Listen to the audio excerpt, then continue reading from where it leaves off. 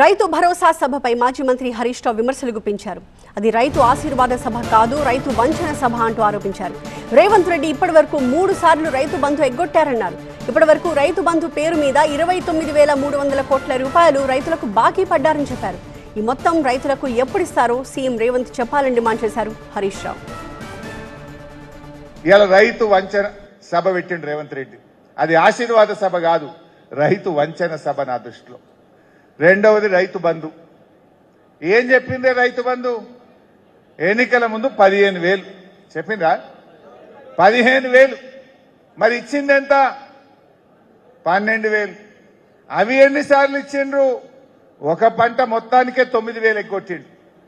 ఒక పంట 3 ఎకరాలే ఇచ్చిండు. ఒక పంట 2 ఎకరాలే ఇచ్చిండు. వాళ్ళు చెప్పిన ప్రకారంగా మొత్తం లెక్క తీస్తే 29,300 కోట్లు ఇలా కాంగ్రెస్ పార్టీ రైతు బంధు పేరిట రైతులకు బాకీ పడ్డది. 29,300 కోట్లు. నేను అడుగుతా ఉన్న చర్చల నుంచి, రేవంత్ రెడ్డి గారు, నువ్వు ఇవాళ పెట్టుకున్న నీ రైతు వంచన సభలో ఈ 29,300 కోట్లు ఎప్పటిలోగా ఇస్తావో తెలంగాణ రైతాంగానికి చెప్పాలని డిమాండ్ చేస్తా ఉన్నాం. నువ్వు రైతులకు బాకీ పడ్డ ఈ 30,000 కోట్ల రైతు బంధు డబ్బులు ఎన్ని రోజుల్లోగా ఇస్తావో ఇవాళ రైతులకు చెప్పాలని తెలంగాణ రైతుల పక్షాన, బీఆర్ఎస్ పార్టీ పక్షాన ఇవాళ నేను రేవంత్ రెడ్డి గారిని అడుగుతా ఉన్నా.